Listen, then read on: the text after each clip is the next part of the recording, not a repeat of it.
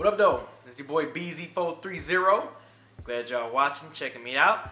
Real quick, just wanted to do a quick top 10 video games, my personal video games of 2015.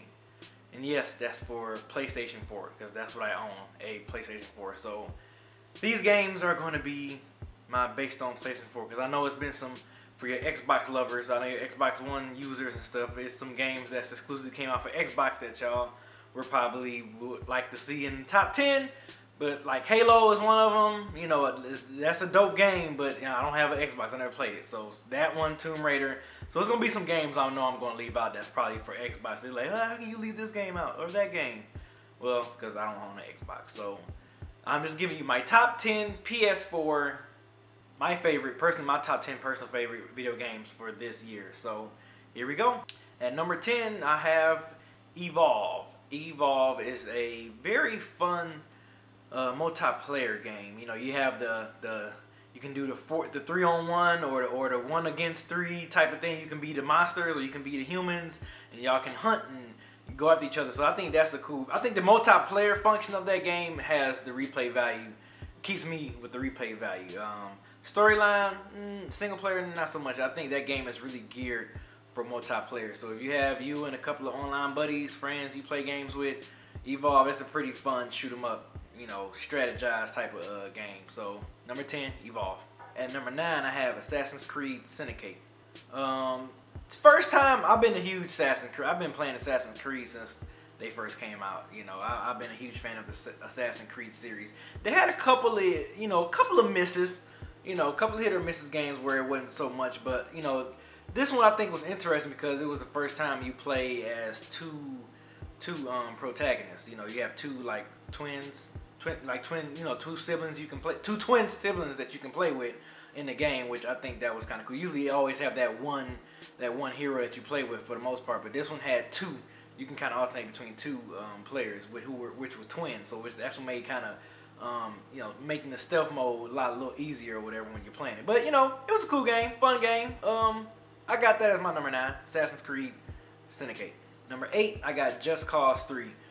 Just Cause is a crazy open world freaking game. Me personally, I love a lot of open world games where you can just go do a lot of open world crap and just mess with people, do whatever kind of similar to like Grand Theft Auto in a sense. But yeah, I thought it had a pretty interesting storyline. So yeah, Just Cause, fun. Replay value was pretty good on that one too. I guess it was good enough to make my top one. So yeah, number 8, I have Just Cause 3. Number 7, even though technically this game came out last year, but I'm basing it off this new expansion year 2 game, and that's Destiny Taken King. Destiny Taken King is my number 7 spot.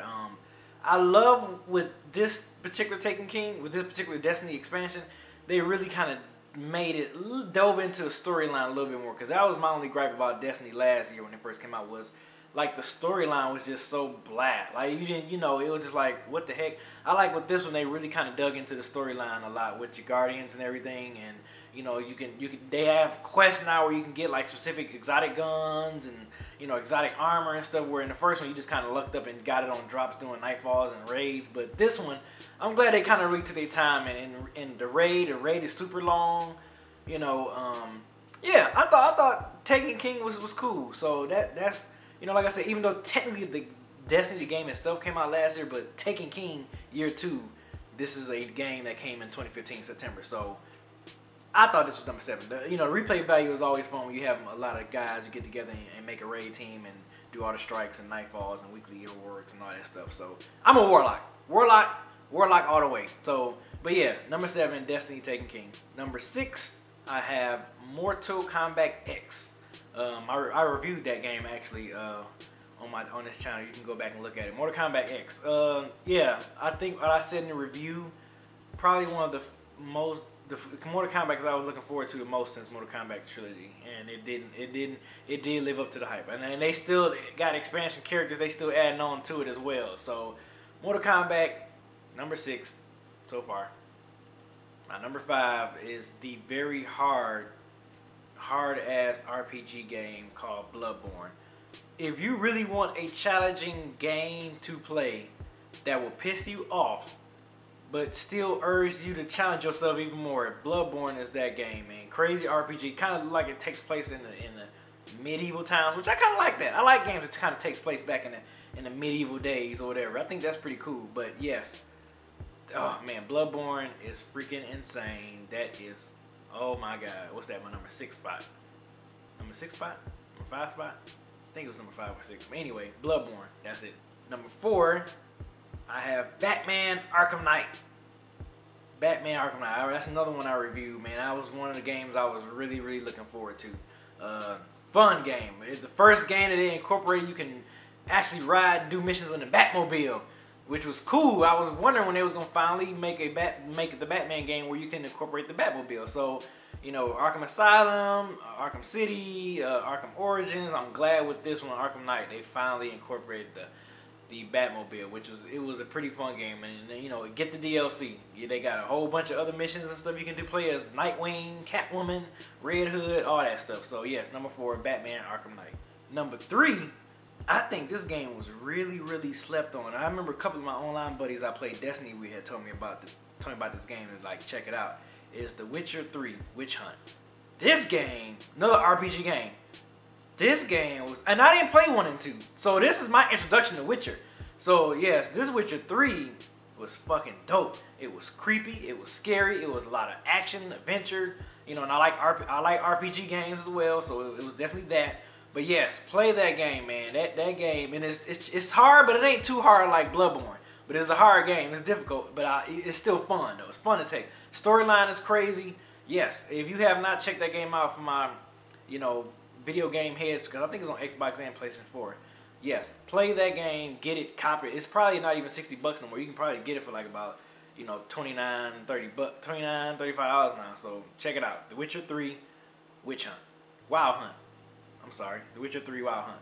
Check that out. At number 2, I have Metal Gear Solid 5: The Phantom Pain.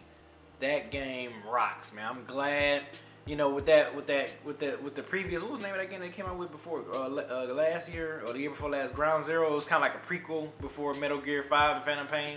You know, I thought that was a good little teaser to kind of get you ready for Phantom Pain. But Phantom Pain is nuts. If you're a Metal Gear head, yeah, this game takes place chronologically right before with the events that happened in Metal Gear, the first Metal Gear that was on Nintendo, if you're familiar with that, the Outer Haven.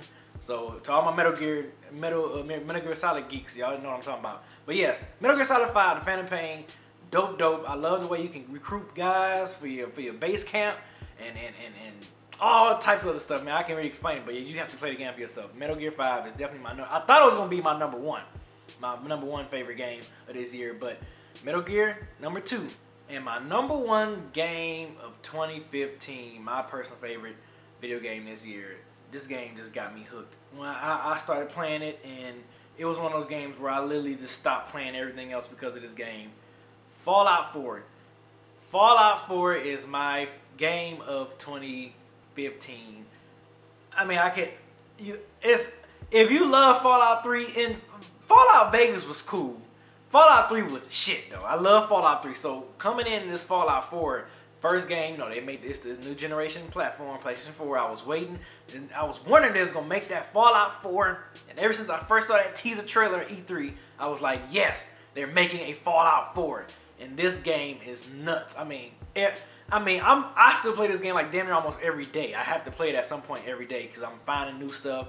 It's so much stuff you think you can do. You think when you're at 55, you still finding stuff for like the first time. You still discovering stuff, locations. You're building stuff. I got me a dope mansion on Spectacle Island. If you play this game, you know what I'm talking about. But yes, love it, man. Fallout 4 is definitely my game of the year. You know, as far as like I said, the replay value. Sometimes I determine games, how much I love games, with the replay value. If I'm not really going back to you that much, you know, the replay value, you know, that means you're not that good in my book. But if I have to come back to you all the time, playing stuff, that's why I love RPG games, because there's so much stuff you can like unlock and unravel. So, and get the DLC package, so you know it's gonna add some more to the story and add some more, you know, maps or whatever. So yes, Fallout 4 is my game of the year this year. So there you have it. That's my quick top 10 video games of 2015 for PlayStation 4. Of course, I know what y'all gonna say. Why you don't got Call of Duty on there? Why you don't have Star Wars on there? And I'm gonna keep it simple. I didn't play Star Wars. And the only thing I like about the Call of Duties is probably for like the last like maybe 4 years is those zombies, the zombie missions and stuff when they add the zombies. I've never really been a huge Call of Duty fan, you know, surprisingly. Y'all know y'all like, what? Everyone loves Call of Duty, but guess what?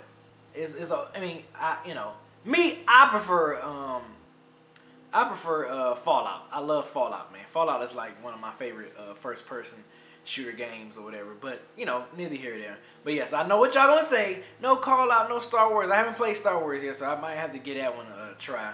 Star Wars Battlefront. And, you know, if I was to get Call of Duty, if some of my buddies get it for the zombie effect, I'll get it as well. I love those the zombie expansion that they put on there. I think they've been doing that since Modern Warfare 2, if I'm not mistaken. But yes, I know what y'all gonna say. They can be like honorable mentions, but I will put them in honorable mentions, but I just haven't played them. So there you go. Thank you guys for watching. That's my top 10 for this year. So let me know what y'all top 10 games are in the comment section. I see y'all in the comment section. Follow me on Twitter, all the socials or whatever. Holla at me later, and appreciate you guys watching. Don't forget to subscribe either. Peace.